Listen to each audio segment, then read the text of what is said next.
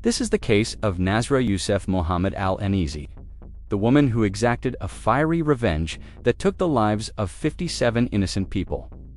On the night of August 15, 2009, a quiet neighborhood in Jarrah, Kuwait, transformed into the scene of one of the deadliest crimes in the country's modern history.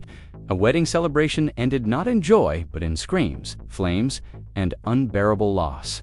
At the center of it all stood a 23-year-old woman, Nasra Yussef Mohammed al-Enezi, a mother of two who would soon become known as the perpetrator of a horrific act that claimed 57 lives.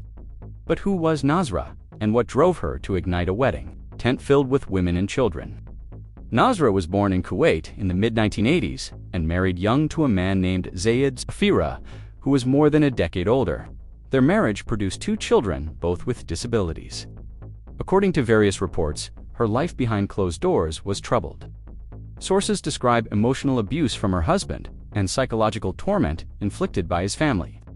In a society where polygamy is legal and culturally accepted, Nasra found herself navigating the complex terrain of being a first wife in a deeply patriarchal structure. Her breaking point came when her husband decided to marry a second wife.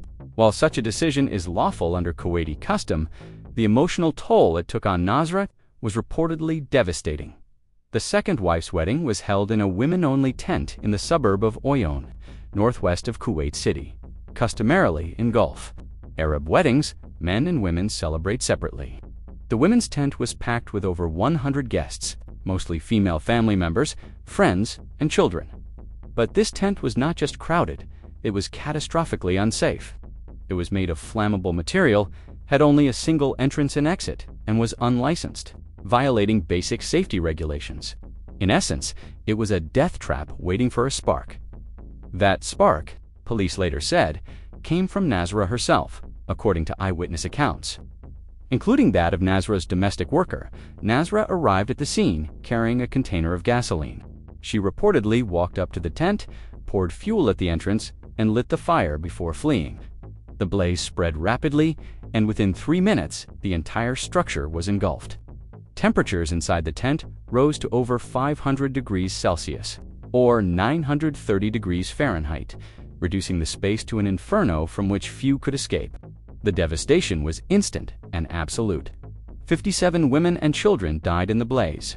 Many were burned beyond recognition, requiring DNA or dental analysis for identification. More than 90 others were injured, some with life burns. The horror left an entire nation in mourning and disbelief. Kuwaiti authorities quickly identified the cause of the fire as arson. Nasra was arrested shortly afterward. During initial questioning, she reportedly confessed to the crime, stating that it was an act of revenge against her husband and his new wife. But the story took a strange turn during her trial. Nasra recanted her confession, claiming it had been coerced and that she was mistreated during interrogation. She alleged she had been forced to take abortion pills in custody, resulting in the loss of a pregnancy. She also introduced another bizarre defense.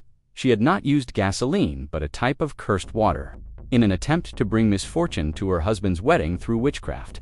Not mass murder. Despite these defenses, the court found her guilty.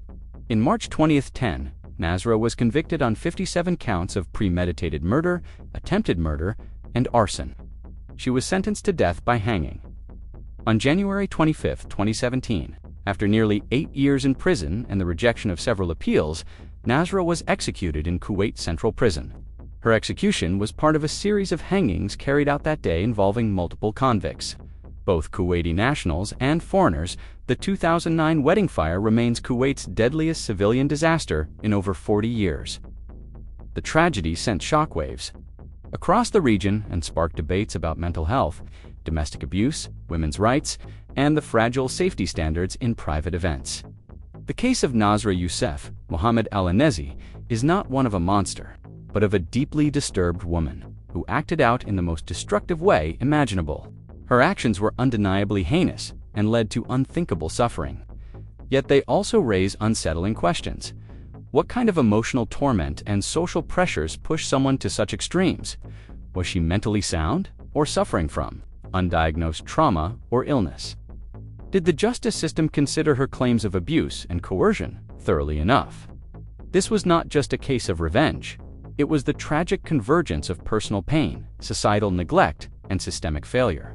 While justice was served in the letter of the law, the full picture of who Nasra was and what she endured remains a shadowed mystery. Since the fire, Kuwait has reportedly reviewed safety protocols surrounding wedding tents and private gatherings. Yet the emotional scars on the victims' families and the dark memory of that night remain etched in the national psyche. Nasra's name now stands as a chilling warning of how unchecked pain and rage, when ignored or silenced, can erupt into catastrophe. Thanks for watching.